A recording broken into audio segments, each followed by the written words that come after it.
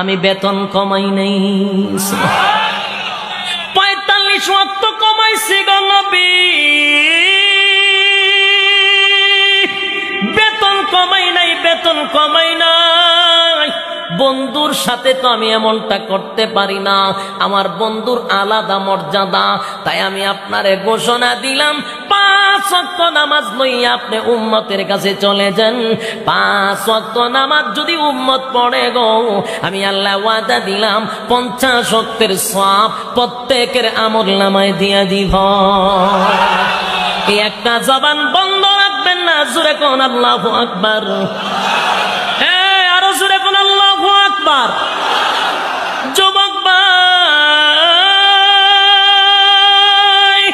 আমার নবীর আল্লাহ বলেন, পয়গম্বর 5 ওয়াক্ত নামাজ যদি আপনার উম্মত পড়ে 50 ওয়াক্তের সওয়াব দিব। আল্লাহ রাব্বুল আলামিন বন্ধুরে নামাজ দিতে গিয়া 7 আসমানে উঠাইছে, আরশে আজিমে নিয়া নামাজ দিছে। এই আল্লাহর পয়গম্বর সেখানে দাঁড়াইয়া আল্লাহর কাছে বলেন, মালিক 7 আসমান টপকাই আপনি আমার আরশে আজিমে আনছেন, আমারে আইনা জান্নাত আর জাহান্নাম দেখাইলেন, আপনার সঙ্গে সাক্ষাৎ করলাম।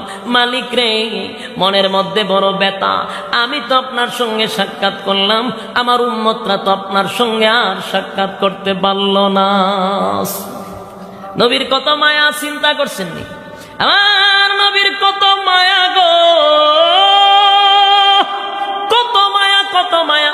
উম্মতকে আরশে আজিমে গিয়া বলে নাই, বলে নাই